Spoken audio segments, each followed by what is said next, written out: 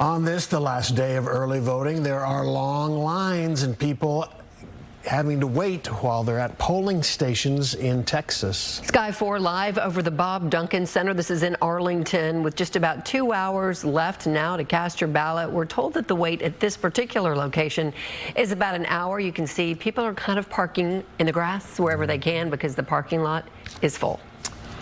Hi there and good evening. I'm Steve Eager. Hi everybody, I'm Heather Hayes. This afternoon, President Trump made his way to Texas, hoping to influence the primary election.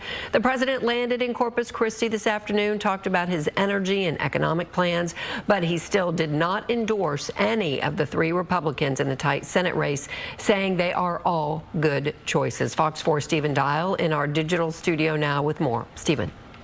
No big news from President Trump while he was in Corpus Christi. The Republican race for U.S. Senate, very expensive and likely going to a runoff, which is making some people ask, will the president wait till May to make an endorsement? A presidential visit days before we find out if Senator John Cornyn can hold on to his seat. We have a great Attorney General, Ken Paxton. Where's Ken? Hi, Ken. Hi, Ken. And we have a great Senator, John Cornyn. Hi, John. Thank you, John. They're in a little race together. You know that, right? No endorsements in Corpus Christi. President Trump sticking to just giving a shout out to Republicans on the ballot Tuesday. Wesley Hunt. Where's Wesley? Wesley Hunt. Doing a good job. Thank you, Wesley. Well, you do have an interesting election. President Trump's approval rating is below 50% nationwide, with many raising concerns about the economy. In Texas, polls show Trump's approval has slid since the beginning of his second term, as Republicans hope to keep control of the House and Senate. Mark Jones with Rice University told me the timing of the president's visit is not by coincidence.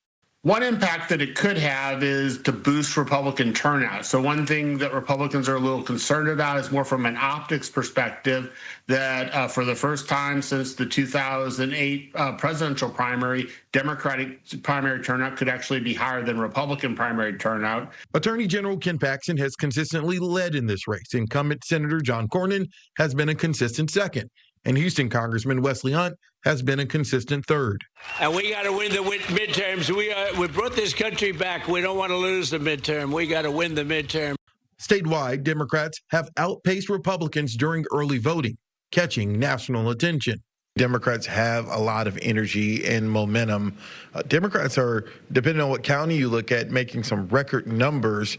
Should Republicans be worried in November about that? What we're seeing in the Democratic primary is simply a large number of people who normally vote Democratic in November but don't vote in the primaries actually coming to vote in the primaries. And that's in part because we have such a high-profile race between Jasmine Crockett and James Tallarico.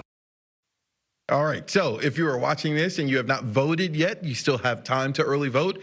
Primary election day is Tuesday, March 3rd.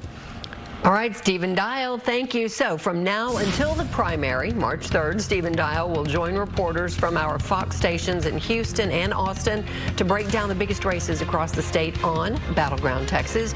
You can stream Battleground Texas every weekday on the Fox Local app at 3 and 8:30 p.m. The Fox Local app is free to download on your phone or smart TV.